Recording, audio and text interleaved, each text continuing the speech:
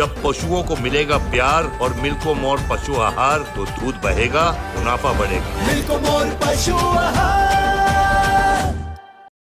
नाग, इसमें इतने बड़े बड़े एक्टर्स आप ले रहे थे और आप मेरे ख्याल से उनमें सबसे जूनियर थे। अमित जी हो, चाहे कमल जी हो, इवन प्रभास, तो क्या था जब सेट पे आते थे? How was the feeling? पहले दिन का शूट कैसा था? पहले दिन एक्चुअली अमित सर से ही हुआ शूट, और वो गुरु पूर्णिमा के दिन शूट स्टार्ट किया हम लोगों ने। तो बहुत ऑस्पिशियस स्टार्ट था एक्चुअली, और मुझे नहीं पता था कैसे बताओ अमित सर को एक्टिंग के ऐसे एक्ट करना है सीन में बोल के। पर अमित सर बहुत जेनरस है, बहुत अकोमोडेटिंग है एक्चुअली। और वो पहले से ही वो सुनना चाहते हैं मैं क्या बोलना चाहता हूँ, वो कैरेक्टर के बारे में या सीन के बारे में, डायलॉग के बारे में। वो उसका एक्सपीरियंस या उसका पॉइंट ऑफ व्यू ज़्यादा मेरे ऊपर रब नहीं कर रहा था। He just wanted to listen to what I had to say, and that really helped, and वो कॉन्फिडेंस दिया मेरे को। और धीरे धीरे हम दोनों यशोदामा कैरेक्टर को एक लाइफ दिया बेसिकली। जैसे अभी आपने कहा कि हॉलीवुड फिल्मों से अलग इंडियन फिल्म कितना ज़रूरी है। मतलब हम लोगों पे जो एक इंडियन फिल्म्स बनती है उनमें कहीं ना कहीं ये कहा जाता है हॉलीवुड की कॉपी की है, या वो अपनी एक इंडियन एक ओरिजिनलिटी को क्रिएट रखना, वो एक फिल्म मेकर के लिए क्या वाकई टफ है, क्योंकि आपको अलग अलग जगह इतनी चीज़ें दिख रही हैं?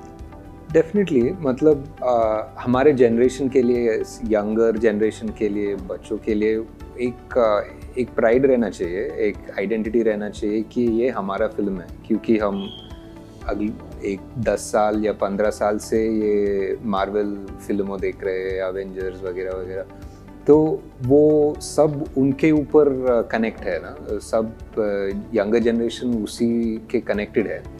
पर वो सब न्यूयॉर्क में चलता है कहानियाँ, या यूएस में चलता है कहानियाँ। सो हमारे कहानियाँ भी हो सकता है, और स्पेशली हमारे माइथोलॉजी और हमारे हिस्ट्री में इतना डेप्थ है और इतना ब्यूटीफुल स्टोरीज़ है। सो जब वो सही तरीक़ा से हम बना सकते हैं और वही टेक्निकल वैल्यूज से बना सकते हैं, डेफिनेटली हमारा यंगर जनरेशन इसको पसंद करेंगे। तो नाग, आपने कितने रिव्यूज़ पढ़े, क्या रिएक्शन रहे? क्योंकि बहुत सारे लोगों ने उसमें कई बार सवाल भी उठाए, कुछ सवालों के जवाब नहीं मिले, मे बी सेकेंड पार्ट में मिलने चाहिए, उम्मीदें हैं। तो आपके लिए क्या था उस तरीके से रिएक्शंस को पढ़ना?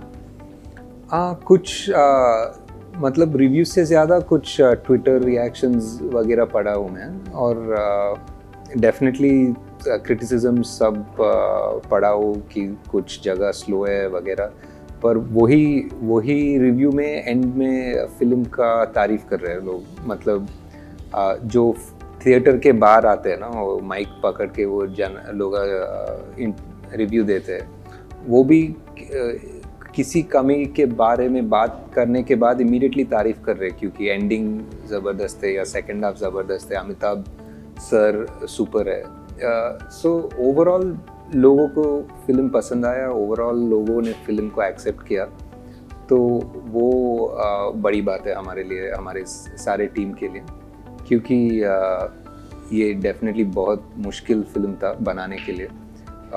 एक दुनिया बनाना है, मतलब एक दुनिया बनाना है, और 4 सुपरस्टार्स और 4 सुपर नेचुरल हीरोज़ को एक ही फिल्म में एक ही 3 घंटे में रख के एंटरटेन करना है। सो बहुत बड़े काम था, और वो सक्सेसफुल हुआ बोले तो हम सैटिस्फाइड है।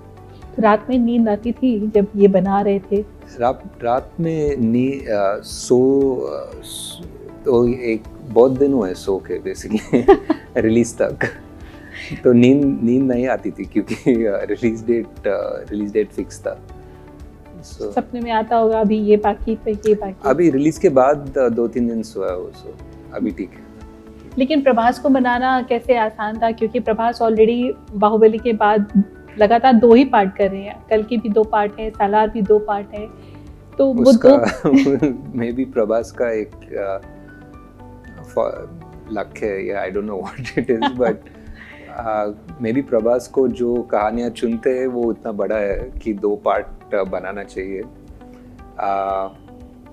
बट या प्लान तो नहीं था, पर कहानी ऐसा है कि 2 पार्ट बनाना हुआ। तो क्या ब्रीफिंग थी आपको, उनकी क्या रिएक्शंस थे? प्रभास का या 1-2 नरेशन हुए पहले, उसके बाद जब वो एक्सेप्ट किया वो कम्प्लीटली ऑन बोर्ड था, fully on board, fully surrender to the role और to the vision of the film, बस सपोर्टिव था।